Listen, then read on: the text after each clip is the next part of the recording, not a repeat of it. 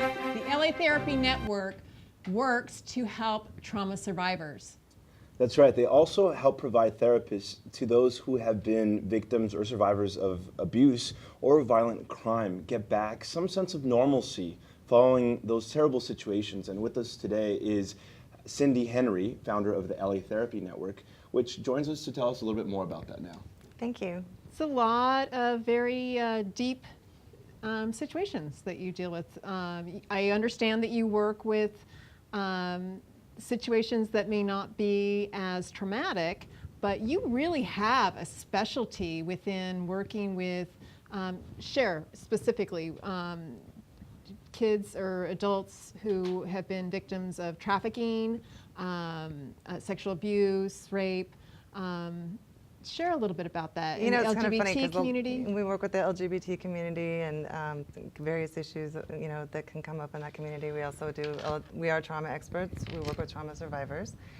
That could be anywhere from, you know, child abuse, like you have 1 or 2 incidents of child abuse, or, you know, like an incident of rape, all the way to torture and sex trafficking. And really, I have to say that I don't like the word sex trafficking. I understand that that describes it, but I think what describes it more is actually sex slavery. I think if you understand that it's actually a form of slavery, it makes a lot more sense. And so when we're working with people, we're actually trying to not just help, you know, get out of a bad situation, but also psychologically, how do you become freed from that as well? So it's a pretty big job. And you're right, it's intense stuff, it's intense work. It's probably the most extreme kinds of trauma that you can see.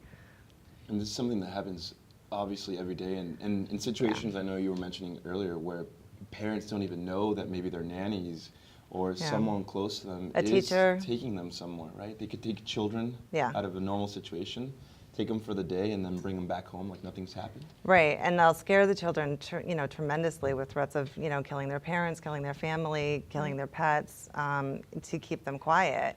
And so your kid will have, you know, some behavioral issues, but they'll be terrified to be able to ever even say anything, and oftentimes they'll, you know, just kind of block it out so that they can go on and actually live a normal life, in order to appear like everything is fine.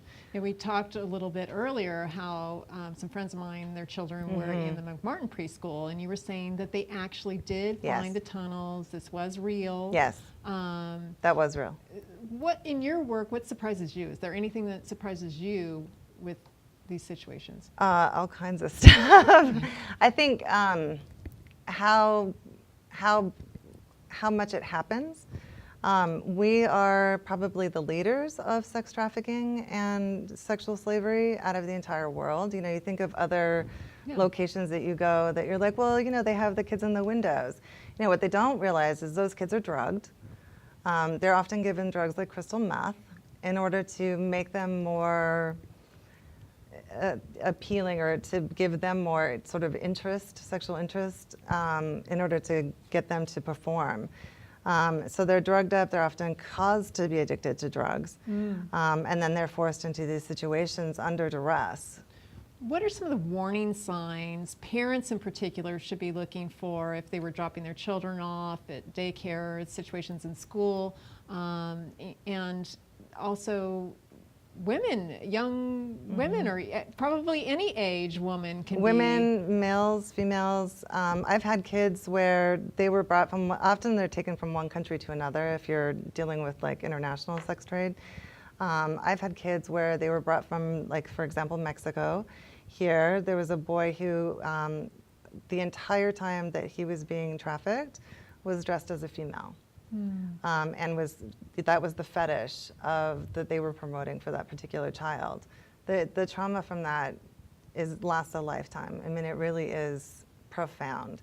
It affects every area of your development. And so I think when you're a parent and you're looking at, you know, what's going on, your kids will act out. They often will act out in sexual ways. That's a big tell. UTIs, infections, if there's any STDs.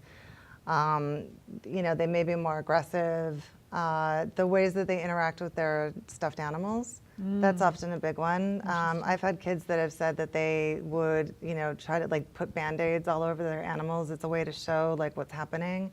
It may come out in their play. So it's really useful to be able to watch, what kids are doing, because when kids are playing, they call it children's work.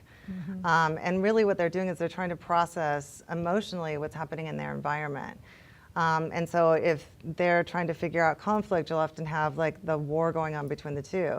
Well, conflict's normal for all people.